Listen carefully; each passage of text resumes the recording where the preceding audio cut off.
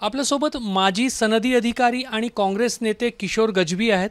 किशोरजी, लोकसभा निवडणुकाची तयारी सर्व पक्षांनी सुरू केलेली आहे. रामटेक लोकसभा मतदारसंघातून तुम्ही यंदाही दावेदारी केलेली आहे का? आणि तुम्ही जी उमेदवारी मागितली आहे त्या संदर्भात पक्षाचा काय रोख आहे, काय स्थिती आहे सध्याची? नमस्कार. मी 2014मध्ये विधानसभा लढलो होतो आणि 2019मध्ये मी काँग्रेस पक्षातर्फे लोकसभा रामटेक या लोकसभा मतदारसंघातून मी निवडणूक लढलो आहे. तर त्यामुळे 2019ला लढल्यामुळे आता निश्चितच आणि त्यावेळी मला जवळजवळ 5.25 लाख मतं आहेत. तर मोठ्या प्रमाणावरती मतं घेतले असल्यामुळे माझी दावेदारी आहेच आणि मी काँग्रेस पक्षाकडे तिकिटासाठी अर्ज पाठवलेला आहे आणि लवकरच त्यावर निर्णय होईल. रामटेक मतदारसंघ जो आहे तो फार महत्त्वाचा, जरी संपूर्णपणे ग्रामीण मतदारसंघ मानला जात असला तरी ऐतिहासिक दृष्टिकोनातून तो मतदारसंघ फार महत्त्वाचा आहे. काँग्रेस पक्षासाठी तर अगदी PV नरसिंहराव सारखे जे अगदी ज्येष्ठ नेते आणि विद्वान जे होते ते त्या मतदारसंघातून त्यांनी प्रतिनिधित्व केलेलं आहे आणि नंतरही काँग्रेस पक्षाचे अनेक दिग्गज नेत्यांनी रामटेकमधून निवडणूक लढवलेली आहे. काँग्रेसने रामटेकला अत्यंत गांभीर्याने घेऊन योग्य उमेदवार देण्याची गरज आहे. आपलं म्हणणं अगदी बरोबर आहे. हा मतदारसंघ अतिशय महत्त्वाचा आहे आणि याला ऐतिहासिक पार्श्वभूमी आहे, वारसा आहे. 1984मध्ये माननीय PV नरसिंहराव साहेब हे या ठिकाणून निवडून आले आणि प्रधानमंत्री झाले. 84च्या नंतर झाले आणि 89मध्ये सुद्धा ते निवडून आले. या ठिकाणी तेसीराव भोसले, चित्रलेखाताई भोसले अशा दिग्गज लोकांनी या ठिकाणी म्हणजे आपली उमेदवारी केलेली आहे. एक वेळ दत्ता मेघे साहेबसुद्धा होते. त्यानंतर मग सुबोध मोहिते आले आणि हळूहळू काँग्रेसच्या ताब्यातून हा मतदारसंघ शिवसेनेकडे वळला.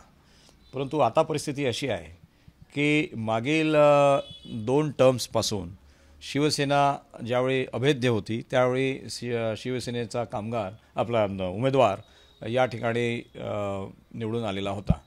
आता परिस्थिती मात्र आता बदललेली आहे. आता रामटेक ग्रामीण म्हणजे नागपूर ग्रामीण म्हणजेच रामटेक लोकसभा याचा विचार जर आपण केला तर या ठिकाणी 13 तालुके आहेत, 6 विधानसभा आहेत आणि या संपूर्ण क्षेत्रामध्ये ओव्हरऑल काँग्रेसची एक प्रकारे पकड आहे. जिल्हा परिषद काँग्रेसच्या ताब्यामध्ये आहे. 27 वर्षानंतर जिल्हा परिषद काँग्रेसच्या ताब्यात आलेली आहे. त्यानंतर पदवीधर मतदारसंघ काँग्रेसच्या ताब्यात आहे. 57 वर्षानंतर पदवीधर मतदारसंघावर काँग्रेस निवडून आलेली आहे. शिक्षक मतदारसंघामध्ये काँग्रेसचा ताबा आहे. शिक्षक मतदारसंघात 20 वर्षानंतर शिक्षक मतदारसंघ काँग्रेसच्या ताब्यात आला आहे. हे काय अनपेक्षित घडलेलं नाही.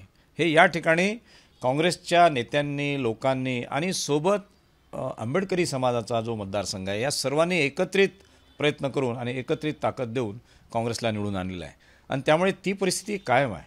त्याच्यामुळे जेव्हा तिकीट वाटपाचा प्रश्न येतो तेव्हा काँग्रेसची दावेदारी ही संयुक्तिकच आहे. महायुतीमध्ये जेव्हा एक संघ शिवसेना होती तेव्हा शिवसेनेच्या ताब्यात तो मतदारसंघ होता. गेल्या 2 वेळेपासून शिवसेनेचे आता फूट पडल्यामुळे एकनाथ शिंदेसोबत गेलेले खासदार कृपाल तुमाने त्या मतदारसंघाचं प्रतिनिधित्व करत आहे. मात्र महाविकास आघाडीमध्येही शिवसेनेचा एक भाग आहे. उद्धव ठाकरे यांची शिवसेना अजूनही रामटेकवरचा दावा सोडत नाही आहे. तुम्ही जे काही सगळं जिल्हा परिषद असेल, पदवीधर मतदारसंघ असेल, शिक्षक मतदारसंघ असेल, हे आता काँग्रेसकडे आहे. विविध इन्स्टिट्यूशन्स काँग्रेसकडे. काँग्रेसची ताकद शिवसेना उद्धव बाळासाहेब ठाकरे गटापेक्षा जास्त आहे तिथे. नक्कीच जास्त आहे काँग्रेसची ताकद. आपण ताकद त्याला या संदर्भात बघू की लोकसभा निवडणुकीच्या संदर्भामध्ये मतदारांचा कल कोणाकडे राहील या बॅकग्राऊंडमध्ये आपल्याला ती ताकद बघितली पाहिजे. आज परिस्थिती अशी आहे की काँग्रेसची ग्रामीण भागामध्ये मतदारांच्या संदर्भामध्ये ताकद मोठी आहेच. परंतु मी आपल्याला एक सांगू इच्छितो, फक्त एक इंटरेस्टिंग बाब म्हणून किंवा एक अभ्यासाचा भाग म्हणून, की जेव्हा काँग्रेस पार्टी, राष्ट्रवादी काँग्रेस पार्टी आणि शिवसेना यांच्यामध्ये या महाविकास आघाडीमध्ये जेव्हा सीट वाटपाचा फॉर्म्युला चर्चेला जात होता त्यावेळेस आम्ही अगदी बारकाईनं त्यांच्या स्टेटमेंट्सचं आम्ही अध्ययन करत होतो आणि जवळजवळ सर्वच नेत्यांनी या 3 गोष्टीवरती त्यांनी एकमत दर्शवलेलं होतं आणि तोच फॉर्म्युला ठरला होता. कोणता होता फॉर्म्युला? मुद्दा क्रमांक 1 की ज्या पक्षाने ती सीट यापूर्वी जिंकलेली आहे किंवा ते निवडून आलेले आहेत त्याच पक्षाला पहिलं प्राधान्य दिलं जाईल. प्राधान्य क्रमांक 2, ज्या ठिकाणी निवडून येण्याची शक्यता असलेला उमेदवार आहे म्हणजे तो निवडून येईल अशाच उमेदवाराला ती तिकीट दिली जाईल किंवा त्या पक्षाला ती तिकीट दिली जाईल. आणि प्राधान्य क्रमांक 3, तिन्ही पक्षामध्ये एकमत झालं पाहिजे त्या उमेदवाराच्या बाबतीमध्ये, कारण एका पक्षाचा विश्वास आहे की तो उमेदवार निवडून येऊ शकेल, पण बाकीच्या दोन पक्षाचा जर विश्वास नसेल तर मग तो उमेदवार निवडून येऊ शकणार नाही, कारण त्यांच्यामध्ये मतभेद होतील. त्यामुळे सर्वांनी मिळून सर्वांच्या सहमतीने उमेदवार ठरला पाहिजे. हे 3 तत्त्व त्यांनी स्वीकारलेले होते आणि या 3 तत्वानुसार आपण जर एक एक विचार केला, पहिला तत्त्व तर ही सीट शिवसेनेने जिंकल्यामुळे शिवसेनेचा दावा हा त्या दृष्टीनं संयुक्तिक वाटतो, त्या दृष्टीनं मुद्दा क्रमांक 1च्या दृष्टीनं. मुद्दा क्रमांक 2, निवडून येण्याची शक्यता असलेला उमेदवार ज्या पक्षाकडे आहे, या संदर्भात जर मी आत्ताच सांगितलं की ग्रामीण भागामध्ये काय चित्र आहे याचा विचार जर आपण केला तर काँग्रेसची दावेदारी ही संयुक्तिक ठरते. मुद्दा क्रमांक 3, जर आपण तिन्ही पक्षाचा विचार केला की तिन्ही पक्षांनी एकमत करून तो उमेदवार दिला पाहिजे, त्याच्यावरती चर्चा सुरू आहे. मला पूर्ण विश्वास आहे की या पहिला जो मुद्दा आहे तो हे आहे म्हणजे वादातीत आहे, त्याच्यात काही वाद होऊ शकत नाही, तो सर्वमान्य आहे. दुसरा आणि तिसरा पक्ष जो मुद्दा आहे त्याच्यामध्ये दुसरा मुद्दा हा मान्य करण्यासारखा आहे, कारण सर्व संस्था काँग्रेसकडे आहेतच. APMC आहेत, शिक्षक मतदारसंघ आहे, पदवीधर मतदारसंघ आहे, जिल्हा परिषद आहेत, ग्रामीण भागामध्ये ग्रामपंचायती आहेत, सर्व. त्याच्यामुळे तो मुद्दा पटण्यासारखा आहे. तिसरा मुद्दा जो आहे की सर्व पक्षामध्ये एकमत झालं पाहिजे, तर ते एकमत होण्यासाठी चर्चा सुरूच आहे. आणि मला असं वाटतं की जवळजवळ आता आपण एक 95% किंवा 97% आपण एकमताच्या दृष्टीनं आपण पोहोचलो आहोत. येत्या 1-2 दिवसामध्ये निर्णय होईल. काँग्रेसकडे मतदारसंघ उमेदवारीच्या दृष्टिकोनातून येण्याची शक्यता जास्त आहे. मला तसा पूर्ण विश्वास वाटतो की काँग्रेस पक्षाकडेच हा मतदारसंघ येईल आणि काँग्रेस पक्षच आपला उमेदवार देईल. आता शिवसेना जो उद्धव बाळासाहेब ठाकरे यांची जी शिवसेना आहे ते तुमच्यासोबत आहेत म्हणून त्यांचा दावा कसा कमकुवत आहे आपण चांगल्या पद्धतीने सांगितलं. मात्र आता एक महाविकास आघाडीमध्ये चौथा भिडू म्हणजेच वंचित बहुजन आघाडी आहे, त्यांनी पण काही दिवसांपूर्वी रामटेकवर दावा केलेला आहे. त्यांच्या दाव्याबद्दल काय वाटतं? नुसता दावा आहे की जमिनीवर काही ताकदही आहे आणि वास्तविक चित्र काय आहे? वंचित बहुजन आघाडीचा जो दावा आहे तो एक राजकीय पक्ष म्हणून योग्य आहे.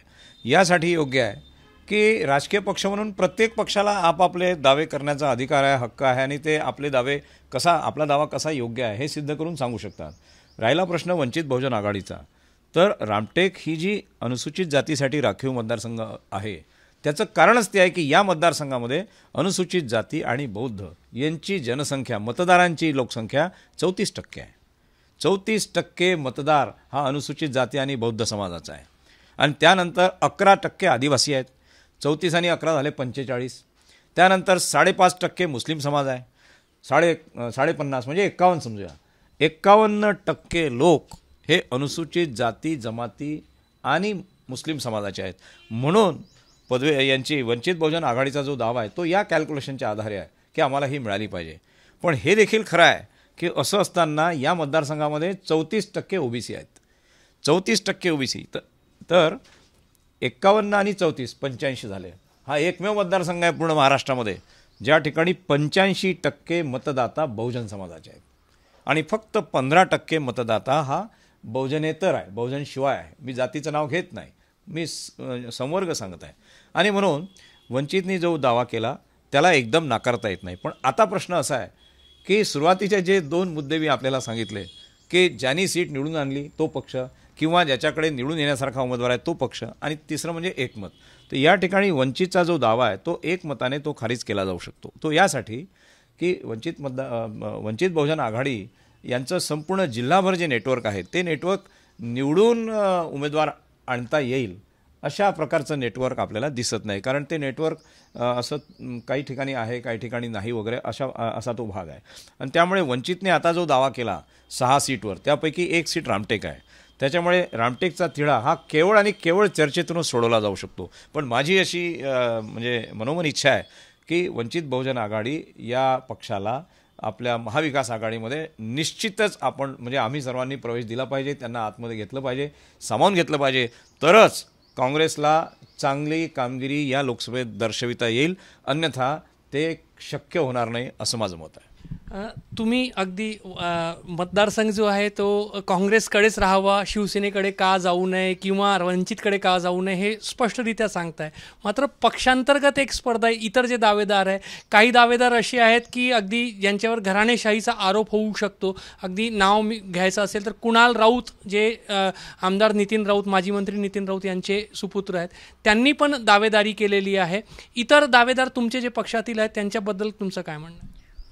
बघा, राजकीय पक्षामध्ये प्रत्येक कार्यकर्त्याला, जो त्या पक्षाचा उमेदवार आहे किंवा कार्यकर्ता आहे, त्याला दावेदारी करण्याचा अधिकार आहे. त्याच्यात काहीही गैर नाही. प्रत्येकाने ते करायला पाहिजे. ज्यांना असं वाटतं की आपण योग्य आहोत आणि आपण निवडून येऊ शकतो, त्यांनी ती दावेदारी केली पाहिजे. मग कुणाल राऊत यांनी जी दावेदारी केली त्याच्यात काही गैर नाही, किंवा रश्मी बर्वे माजी जिल्हा परिषद अध्यक्ष, त्यांनी जी दावेदारी केली त्याच्यातही काही गैर नाही. परंतु प्रश्न असा आहे की हा निर्णय पक्षश्रेष्ठींना घ्यायचा आहे. राहिला प्रश्न माझा, तर मी आपल्या बाबतीमध्ये असं म्हणेन, कारण दुसरा उमेदवार हा कसा योग्य नाही हे मी सांगणार नाही. मी कसा योग्य आहे हे मात्र मी जरूर सांगेन, आणि तो अधिकार मला आहे. त्याच्यामुळे मी असं म्हणतो की मी मागच्या वेळेस निवडणूक लढलो, मला 4,70,000 मतं मिळाले, जवळजवळ 5.25 लाख मतं मिळालेले आहेत. मला फक्त 10 दिवसापूर्वी तिकीट देण्यात आलं होतं काँग्रेस पक्षातर्फे, आणि 10 दिवसामध्ये जो काही प्रचार झाला त्याचाच परिणाम म्हणून मला 4,70,000 मतं मिळालेले आहेत. मला महाराष्ट्रामध्ये पराभूत उमेदवारापैकी, काँग्रेस पार्टीच्या पराभूत उमेदवारापैकी सर्वाधिक 3ऱ्या नंबरची मतं आहेत, सर्वाधिक महाराष्ट्रामध्ये. आणि मग आता जर 10 दिवसामध्ये जर आपण एवढी कामगिरी करू शकतो, तर त्याच्यामध्ये 2-3 गोष्टी होत्या. एक तर पक्षाचा आधार होता, पक्षाने चांगला प्रचार केला, समर्थन केलं. आणि एक तर माझी वैयक्तिक जी योग्यता आहे, म्हणजे मी एज्युकेटेड आहे, उच्च विद्या विभूषित आहे, मी IAS अधिकारी होतो, मला प्रशासनाचा दीर्घ अनुभव आहे, आणि त्याच्यानंतर मी लोकांच्या संपर्कात देखील आहे. गेल्या 4 वर्षापासून मी लोकांच्या संपर्कात आहे. लोकांनी मला मान्यता दिलेली आहे, आणि मी त्या दृष्टीनं, म्हणजे लोकसभेसाठी जाणाऱ्या उमेदवाराची योग्यता, पात्रता, अनुभव, या तिन्ही गोष्टीमध्ये मी ज्येष्ठ आहे असं मला वाटतं. आणि म्हणून माझी दावेदारी योग्य आहे, एवढंच मी लोकांना सांगू इच्छितो. आणि लोकांना देखील तेच हवं आहे. आपण जर फील्डमध्ये, ग्रामीण भागामध्ये सर्वे केला तर आपल्याला असं लक्षात येईल की लोकांची अशी मागणी आहे की यावेळेस त्यांनी किशोर गजबे यांना काँग्रेस पक्षाने जर तिकीट दिलं तर ते हमखास निवडून येतील. कारण OBC समाजसुद्धा आता मोठ्या प्रमाणावरती माझ्यासोबत आहे. मी त्यांच्यामध्ये फिरलो आहे, त्यांना कन्व्हिन्स केलेलं आहे. दलित समाज तर आहेतच. आदिवासी समाजामध्ये, ट्रायबल समाजामध्ये माझं खूप काम आहे. मुस्लिम समाजाच्या आम्ही सोबत आहोत. त्याच्यामुळे मी जे आता 85% घटक सांगितले, त्या घटकातल्या बहुतांश घटकांच्या सोबत माझा संपर्क झालेला आहे. मी त्यांना कन्व्हिन्स केलेला आहे, आणि या आधारे मी माझी दावेदारी करत आहे. तर रामटेक मतदारसंघ जो आहे तो काँग्रेसकडेच राहावं, आणि सोबतच माझी दावेदारी कशा पद्धतीने भक्कम आहे, सक्षम उमेदवार म्हणून मी कसं समोर आहे, असा दावा जो आहे ते किशोर गजबे करतायत. कॅमेरामॅन व्यंकटेश नायडूसह रजत वसिष्ठ, ABP माझा, नागपूर. ABP माझा, उघडा डोळे बघा नीट.